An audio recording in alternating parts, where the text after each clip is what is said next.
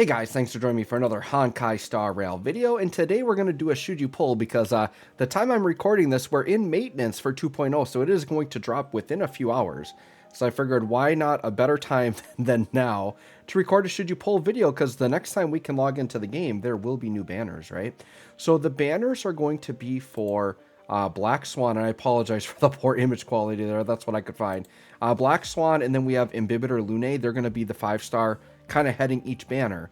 And then the 4 stars, we're going to have Tingyun, we're going to have Guifen, and we're going to have Misha. So let's go ahead and talk about these characters. I'm going to kind of just give a brief overview of each character and what they do. And then I'm going to talk about overall if you should pull on either of these banners, and if I do think you should pull, which one should you pull on, right? So let's go ahead. Guifen is going to be pretty much a fire-based DOT Nihility character. So she specializes in inflicting burn to multiple enemies at a time. I think she can work really well in a DOT setup. And if you're a player that likes doing DOT and you want to have that fire element, there's an option. I think Guifen is probably the best fire DOT character in the game in terms of like actual fire base. So yeah, if you're looking for DOT stuff, I think Guifen can be decent.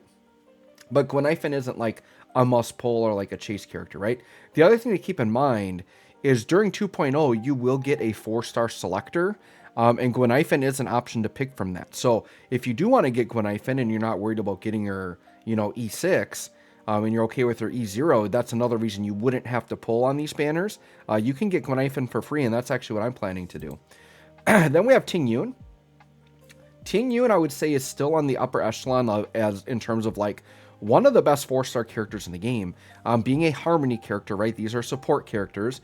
These characters just in general in gacha games have more longevity because their kits and what they do age better than say just like what a DPS, damage dealer does, right? Like damage ages quickly, but support doesn't. So Tingyun is an excellent character to pick up.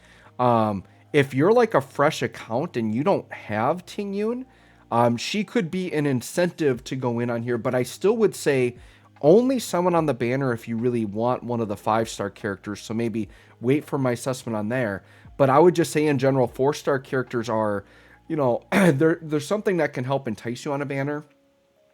But I think a 4-star should never be the main reason you go in. But in terms of 4-star characters, I mean, Tingyun is top tier.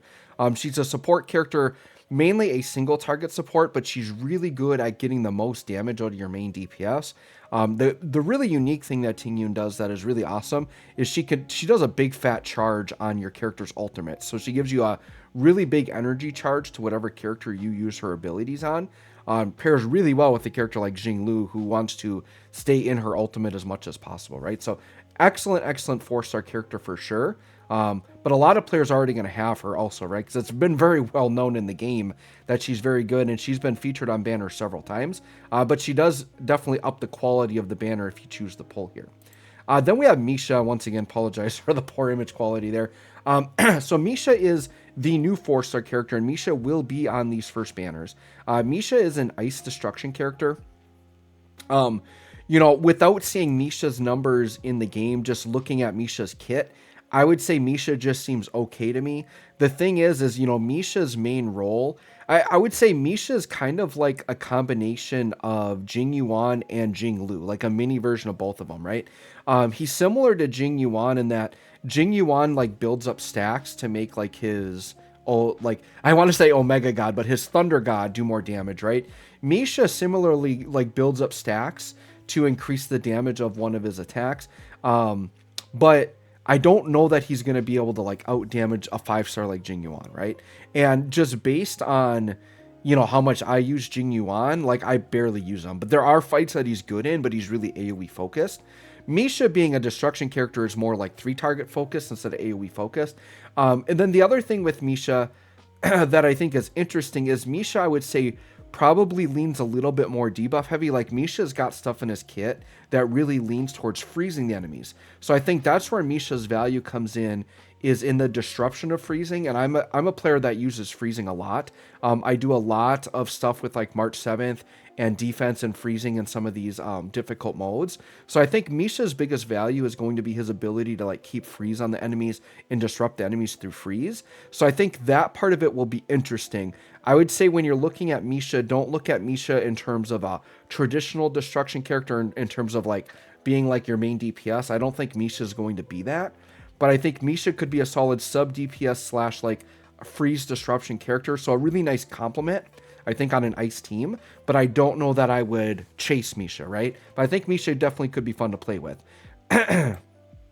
Then we have Black Swan and we have Imbibitor Lunae. I'll start, I guess, with Imbibitor Lunae first because he's a returning character. So the thing with Imbibitor Lunae, if you're not familiar with his kit, he's what we would call an SP hog, which isn't really a good thing. But a lot of team comps do allow him to operate, and there's new characters like Sparkle coming out that are going to really help with SP management. I think Hanya can help you with SP management a little bit, but the way he works is he kind of like eats SP. Like I think he has to do 3 triggers of it, but then he gets into like his ultimate mode where he does very, very powerful attacks. And then with his ultimate, he basically gets like his own separate pool of SP he can pull from to use his ability. So then his SP consumption gets a little bit better or more reasonable. The thing with Imbibitor Lunae is he's mainly a damage dealer, right? And he's coming back.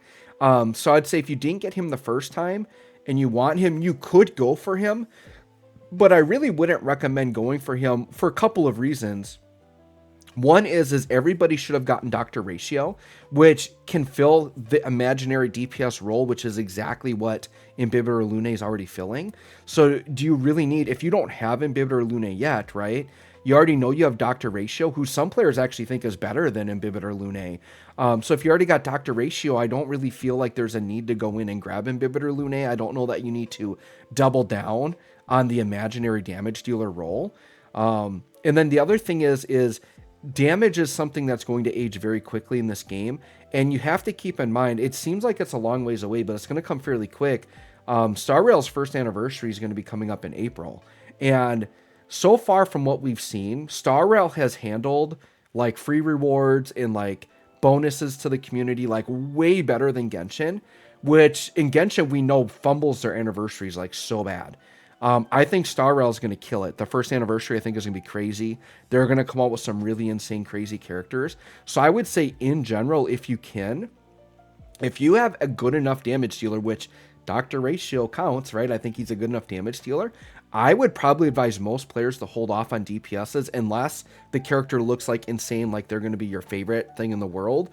Try to maybe hold out till anniversary, because I think anniversary, there could be like a big power creep in terms of damage dealer, that's maybe what you want to save for. But I would recommend, especially once again, because we've got Dr. Ratio, I think most players can skip Lunae for sure, Imbibitor Lunae. Then we have Black Swan. Black Swan is a Nihility Wind character. And she does a very unique Arcana debuff, which what's good about it is it's going to be very DOT focused and deal a lot of damage over time. But the thing that's really good about Black Swan is she also defense shreds. So these are very, very good abilities to have. Defense shredding and getting DOT all in one, I think are very good, right? And I think Black Swan is going to be an excellent character you can have. So the question is, looking at, both banners and all of these characters, should you pull? Well, I've kind of already told you my thoughts on Imbibitor Lunae, right? I think, like I said, with him, you've already got Dr. Ratio. I think damage dealers, I really wouldn't call a damage dealer a must pull unless they are meta changing, like they're so above and beyond any other damage we have, just because, like I said, damage dealers age quick. And if you're going to go in and grab Imbibitor Lunae, who I feel like there are several damage dealers on his level already, and you may already have them, he's only going to age out at this point, right? Now we'll see how, Star Rail's still a new game, so we don't know how well, here, let's get rid of the sad down in the corner here. We don't know exactly how characters will age in Star Rail, because I think in Genshin some characters actually have aged pretty well, but just my general knowledge of gacha games, DPS ages quickly, and if their main role is damage, it's going to be harder and harder to use them over time as the power creep increases. Whereas your support characters, right? So let's say we look at Tingyun. I think Tingyun is going to be good for a really, really long time, just because, like, uh, giving energy regen to a character, increasing their ability to use ultimates, the attack buffing she's doing, like those things aren't going to age. The only way Tingyun ages out is if just more Harmony characters that do more than what she's doing.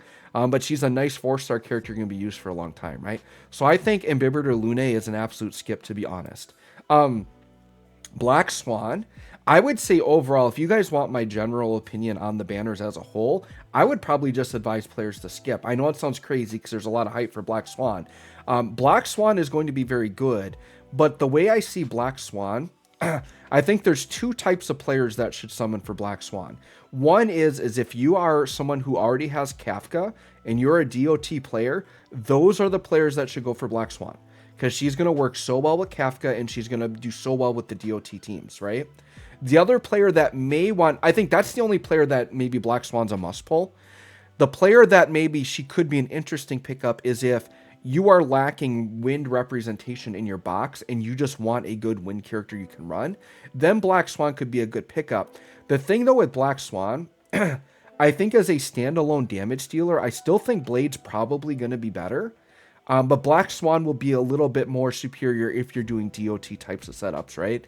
So I think the players that are doing DOT are really the ones that should summon. But if you haven't really dipped into DOT, you don't have Kafka, you're not interested in DOT, I actually think Black Swan is also a skip. So it's going to depend on what you want, but for me personally, I'm going to be skipping these banners. Later, we'll be talking about the Sparkle banners. I'm going to have a very different opinion, I think, when those banners come out, but we'll talk about it when it comes. But yeah, overall, guys, I would say these banners are very skippable, but I would say if you are a Kafka/DOT player, definitely go for Black Swan, but otherwise, other players, you should all feel pretty free to skip here. Save your resources for some better things that are coming out, and once again, as we get closer to anniversary, you're definitely going to want to be a little bit stingy with your resources, because you don't want to be empty-handed when that anniversary banner drops, right? So anyways, guys, let me know if you are going to pull or not. Thanks for watching. We'll catch y'all on the next one.